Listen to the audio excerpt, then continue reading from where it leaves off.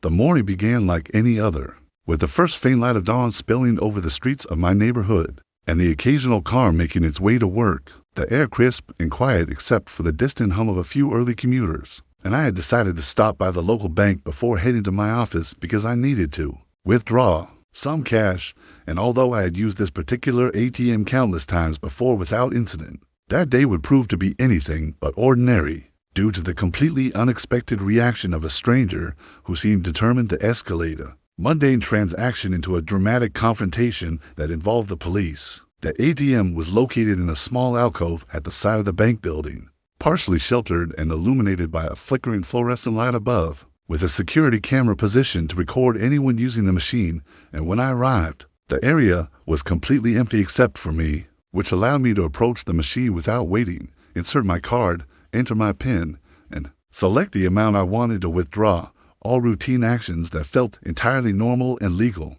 Yet for reasons that were about to become painfully clear, they would be misinterpreted in a way I could never have anticipated. As I waited for the machine to dispense the cash and counted it carefully to ensure everything was correct, I noticed a woman approaching from the sidewalk, wearing a sharply tailored coat and large sunglasses that failed to hide the intensity in her eyes. As she stopped a few feet away, her arms crossed and her posture rigid, staring at me as if my very existence at the ATM was somehow suspicious. And although I briefly considered that perhaps she needed to use the machine herself, the sharpness in her gaze suggested that her concern was not impatience, but rather a judgmental obsession with what she perceived as my inappropriate behavior. Before I could continue my transaction, she spoke sharply, her tone clipped and accusatory. "Why are you standing here so long? Don't you know other people might want to use the ATM?" And I looked up, trying to respond calmly, explaining politely that I was merely counting my cash and securing my wallet, that I had no intention of lingering unnecessarily,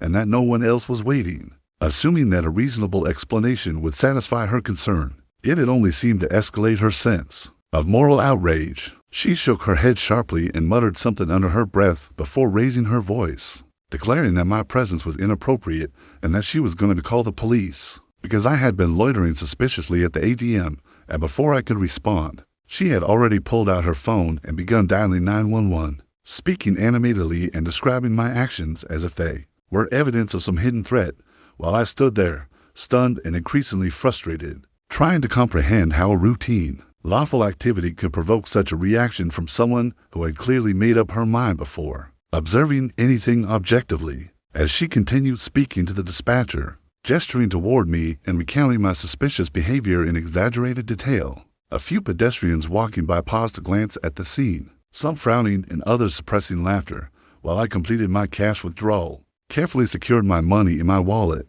and attempted to maintain a calm and non-threatening posture, knowing that any sudden movement or raised voice could escalate the situation even further. Yet the woman seemed impervious to reason, convinced that she had discovered some form of wrongdoing that required immediate intervention. Within minutes, a police car arrived, pulling up to the curb near the bank, its lights flashing briefly as the officer stepped out and approached, and the woman rushed toward him, waving her phone and pointing at me while recounting the entire incident in rapid, animated sentences, clearly certain that she had done the right thing, while I stood silently at the ATM, feeling a mixture of disbelief, frustration, and a faint trace of amusement at the absurdity of the situation. Realizing that one person's overreaction had transformed a simple task into a confrontation involving law enforcement, the officer approached me first and asked politely what had happened, and I explained step by step that I had been using the ATM to withdraw cash, counted it carefully, secured my wallet,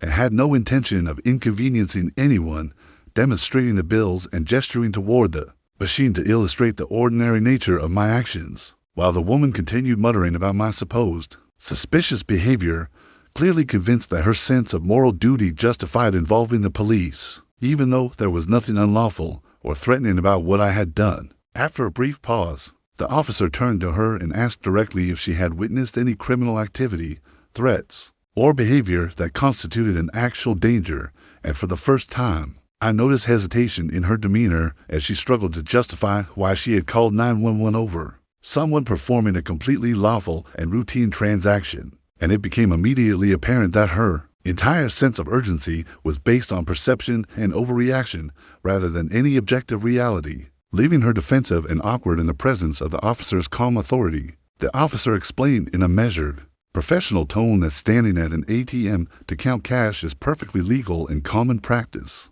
and that such actions do not require police intervention, reminding her gently that misuse of emergency services can cause unnecessary stress and waste valuable resources. And while I listened quietly, I could see the expression on her face shift from confident self-righteousness to visible embarrassment and frustration as she realized the absurdity of the situation. She had created over nothing more than someone securing their own money at an ATM. Once the officer concluded the explanation and returned to his car, the woman walked away muttering under her breath, clearly trying to save face, but unable to hide her awareness that she had overreacted dramatically, leaving the ATM area quiet again except for the soft sounds of the morning traffic and the subtle mechanical hum of the machine resetting itself. While I paused briefly to collect my thoughts, reflecting on how a completely ordinary, lawful, and responsible act could be misinterpreted so wildly by someone predisposed to imagine danger where none exists. After leaving the ATM, I continued on my way to the office,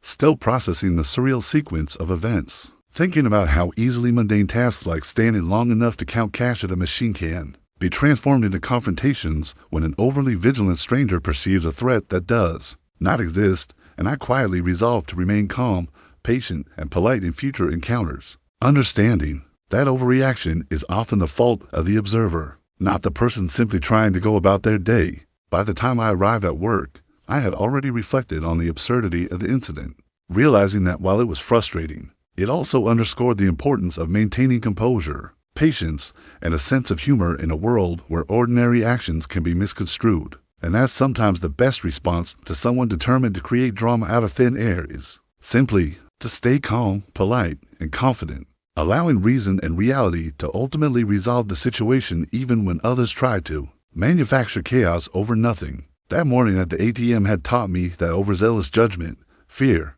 and a misguided sense of vigilance can turn any routine activity into a confrontation. And while I could not change the woman's perception, I could control my own reaction, keeping calm, polite, and collected. And as I finished my walk to the office, I silently hoped that she had learned, if only partially, that assuming the worst in ordinary people only leads to embarrassment and unnecessary escalation, and that life is often too short to let someone else's paranoia dictate your peace of mind. By the end of the day, reflecting back on the entire encounter, I realized that the experience, though frustrating at the time, had reinforced a few important truths. First, that ordinary, responsible behavior will always be misinterpreted by those looking for drama. Second, that patience and calmness are the most effective tools when faced with absurd accusations. And third, that while some people will never exercise reason or perspective, allowing them to see their mistake without confrontation is often the most satisfying outcome.